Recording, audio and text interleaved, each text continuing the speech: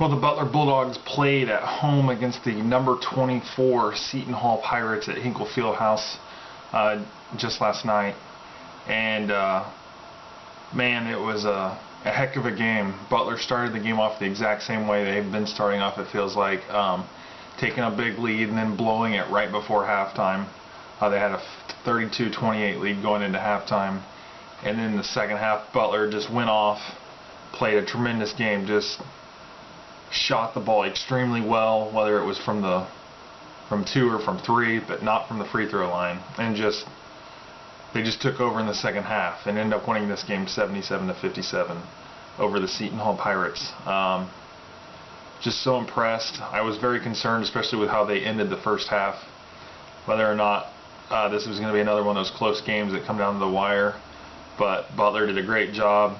And they held Sterling Gibbs in check. He only had 10 points this time. He had like 30 or something the last time.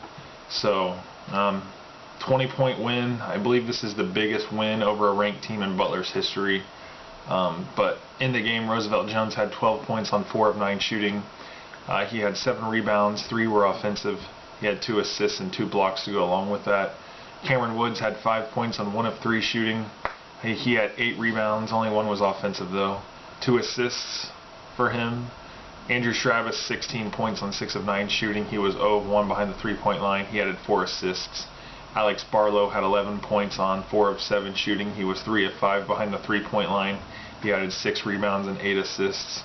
Kellen Dunham had 15 points on 5 of 10 shooting. He was 3 of 6 behind the 3-point line. An uncharacteristic 2 of 5 from the free throw line. Not sure what was going on there. Andrew Shravis, too, 4 of 10 from the free throw line. Cameron Woods, 3 of 7 from the free throw line. Really kind of weird, and especially with Roosevelt Jones going 4 of 4 from the free throw line. So, but anyway, Dunham got 3 rebounds as well. As for the bench, Austin Etherington had 3 points on 1 of 3 shooting. All of those shots were behind the 3-point line. Tyler Weidman, 1 point on 0 of 1 shooting. He was 1 of 2 from the free throw line. Obviously, that's how he got his points. He added 4 rebounds and 2 assists. Jackson Aldridge played 2 minutes. He was 0 of 1 from the field, 0 points for him. Jackson Davis came off the bench for 6 minutes, scored 4 points on 2 of 4 shooting. He had 2 rebounds.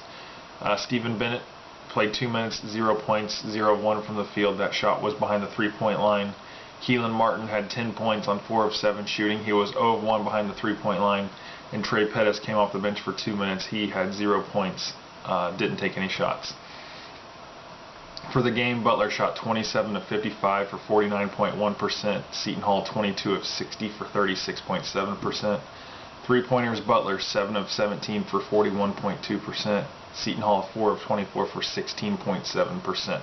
Butler's defensive 3-point field goal percentage is really good. I think it's the best in the Big East.